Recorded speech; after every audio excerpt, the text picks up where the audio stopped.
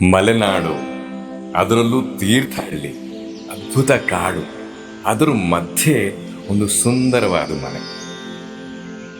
ನೀವೆಲ್ಲ ಒಮ್ಮೆ ಬಂದು ನೋಡಬೇಕು.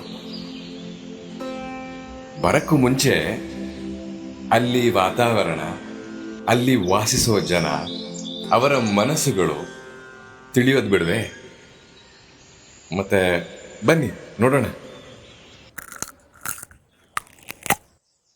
ಏ ಗಣಪ, ಅದಲ್ಲ ಈ ಕಡೆದು. ಹಾ ಅದಿಳ್ಸು. ಹಾ ಅದಿಳ್ಸು.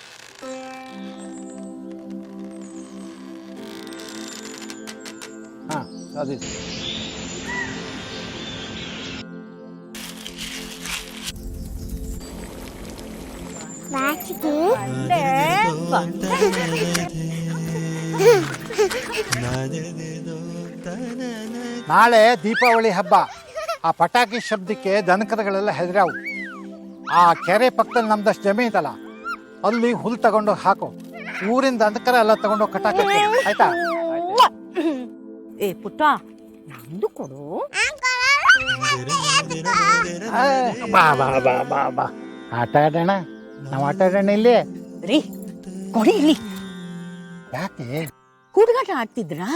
ಹಾರ್ಟ್ ಆಪರೇಷನ್ ಆಗಿ ಇನ್ನು 1 ತಿಂಗಳು ಸಹ ಆಗಿಲ್ಲ. ಬಾಯಿ ಮುಚ್ಕೊಂಡು ಸುಮ್ಗಿರು. ಹುಡುಗ ಬುದ್ಧಿವಂತಿದೆ. ಅವ್ರ ಅಮ್ಮಗೆ ಹೇಳಾನು. ಓ, ದೀಪಾವಳಿ ಹಬ್ಬ ಕಾಯಿ ಹೋಳಿಗೆನಾ? ಅಣ್ಣ, ಅಪ್ಪನ್ ಕಂಡ್ರೆ ಆರಾಮಾಗಿದ್ದಂಗಿಲ್ಲ ಅಲ್ವಾ? ನಾನು ಗಮನಿಸ್ದೆ. ಅವನಂತೂ ಏನು ಹೇಳ್ಕೊಳ್ಳೋದಿಲ್ಲ. ಹಾಗಾಗಿ ನಾನು ಸುಮ್ಮನಾದೆ. ಎಂತಕ್ಕೆ ಯಾರಿಗೂ ಏನು ಹೇಳ್ಬಾರ್ದು. ಕಷ್ಟಕ್ಕೆ ನಮ್ಮ ಮಕ್ಕಳಲ್ದೆ ಮತ್ಯಾರ? ಬೆಳೀತಿರೋ ಗಿಡಗಳ ಮೇಲೆ ಒಣಗ್ತಿರೋ ಮರ ಆಶಯ ಪಡಿಬಾರ್ದು. ನಾವು ಹಾಗೇನೆ. ದೀಪಾವಳಿ ಹಬ್ಬಕ್ಕೆ ಅಂತ ಮಕ್ಕಳು ಬಂದಿರೋದು. ಅವ್ರ ಸಂಭ್ರಮ ಕಿತ್ಕೊಳ್ಬೇಡ್ವೆ. ಎಷ್ಟು ವರ್ಷ ಆಯ್ತು ನೋಡೋದು ಬಂದು. ಆಯ್ತು ಹಾಕೆ ಎಲ್ಲ ಖುಷಿನ್ ಕೂತು ಊಟ ಮಾಡೋಣ. ನಡಿ ಮಳ್ಳಿ.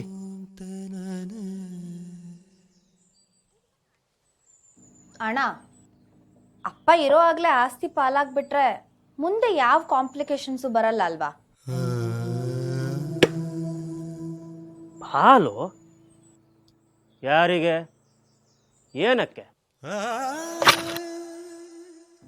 ಇದೇನಣ್ಣ ಹೀಗೆ ಹೇಳ್ತಿದ್ಯಾ? ನನ್ನ ಪಾಲಿಗೆ ಏನ್ ಸೇರುತ್ತೆ, ನಿನ್ ಪಾಲಿಗೆ ಏನ್ ಸೇರುತ್ತೆ ಅಂತ ಗೊತ್ತಾಗದ್ ಬೇಡ್ವಾ? ನಾನು ಈ ಮನೆ ಮಗ. ಅಪ್ಪ ಅಮ್ಮ ನೋಡ್ಕೊಳ್ಳೋ ಜವಾಬ್ದಾರಿ ನಂದು.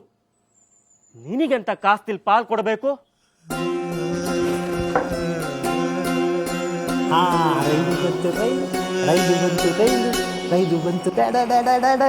ಯಾವ ಬಾಯಲ್ಲ ಮಾತು ಹೇಳ್ತೇನೆ ನೀನು? ಬೆಂಗಳೂರಿಗೆ ಹೋದಾಗಿದ್ದ ಅಪ್ಪ ಅಮ್ಮಂಗೆ ಎಷ್ಟು ಸಲ ಫೋನ್ ಮಾಡಿದ್ಯಾ? ದಿವಸ ಅವ್ರಿಗೆ ಫೋನ್ ಮಾಡಿ ಅವ್ರ ಯೋಗಕ್ಷೇಮ ಕೇಳೋದು ನಾನು.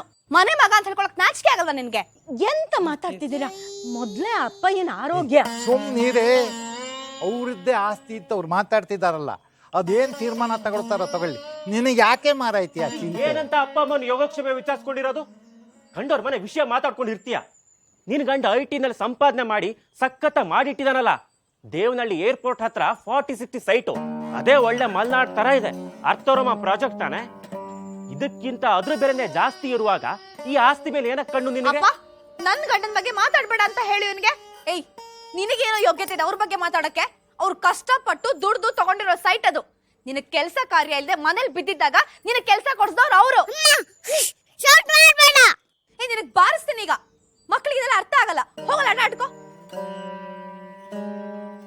ಅಮ್ಮ, ನಾನು ಮನೆಯಲ್ಲಿ ಸುಮ್ಮನೆ ಕೂತ್ಕೊಂಡಿದ್ದಲ್ಲ ಅಂತ ಹೇಳು ಹುಡುಗೆ. ನಾನು ಕಷ್ಟಪಟ್ಟು ಮಾಡಿದ ಅಂಗಡಿನ ನಿನ್ನ ಮದುವೆಗೋಸ್ಕರ ಎಲ್ಲವನ್ನು ಮಾರಿ ಕಳ್ಕೊಂಡಿದ್ದು. ಕಷ್ಟಪಟ್ಟಿದ್ದ? ಅಂಗಡಿಗೆ ನೀನ್ ಸಾಮಾನ್ ತಂದು ಹಾಕ್ತಿದ್ದೆ ಅಷ್ಟೇ. ಅಲ್ಲಿ ಕೂತ್ಕೊಂಡು ವ್ಯಾಪಾರ ಮಾಡಿದವಳು ನಾನು. ನನಗದ್ ಹೇಗ್ ನಿನ್ ಪಾಲ್ ಕೊಡಲ್ಲ ಅಂತ ನಾನು ನೋಡ್ತೀನೋ. ಕೇಸ್ ಹಾಕ್ತೀನಿ, ಕೋರ್ಟಲ್ಲಿ ಡಿಸೈಡ್ ಆಗ್ಲಿ. ಯಾಕೆ ಹೋಗೆ?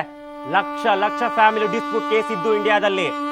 ಅದಿತ್ಯರ್ಥ ಆಗಷ್ಟೊತ್ತಿಗೆ ನೀನು ಮುಖ್ಯ ಆಗಿರ್ತೀಯ. ಮುದುಕಿ ಅಲ್ಲ, ನಾನ್ ಸತ್ತು ಬಿಡಲ್ಲ. ನಾನೇ ಸಾಯಿಸ್ತೀನಿ. ನೀನ್ ಬದುಕಿದ್ದು ಏನು ಪ್ರಯೋಜನ ಇಲ್ಲ.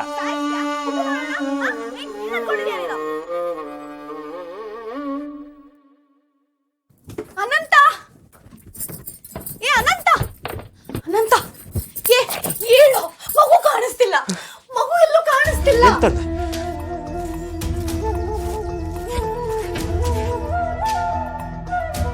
ಪಾಪು, ಶ್ರವಣ,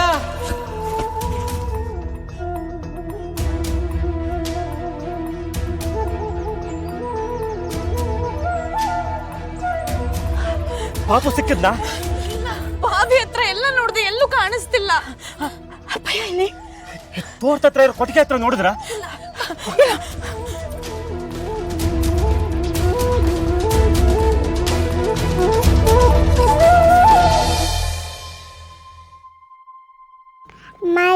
ನಿಂಗೆ ಮಾಮ ಇದು ನಿಂಗೆ ಇಟ್ಕೋ ಮಾಮ ಇದನ್ನೇ ಇಟ್ಕೋ ಅಮ್ಮ ನನ್ನ ಫೇವ್ರೆಟ್ ನಿಂಗೆ ಮಾಮ ಇದು ನನ್ನ ಬಿಟ್ಟು ನಿಂಗೆ ನನ್ನ ಟಾಯ್ಸ್ ಎಲ್ಲ ಕೊಟ್ಟು ಪ್ಲೀಸ್ ಜಗಳ ಆಡಬೇಡಿ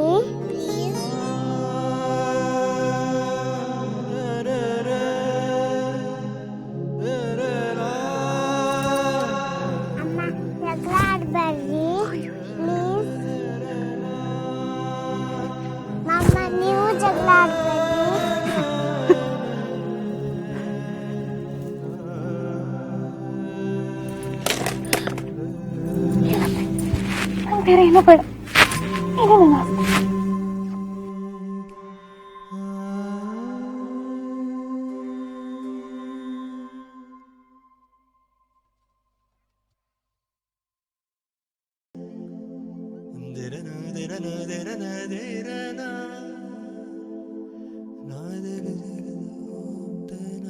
ಅಂತೂ ದೇವ್ರು ನಮ್ಮ ಕುಟುಂಬನ ಕಾಪಾಡ್ಬಿಟ್ಟ. ಮಕ್ಕಳು ದೇವ್ರಿಗೆ ಸಮಾನ.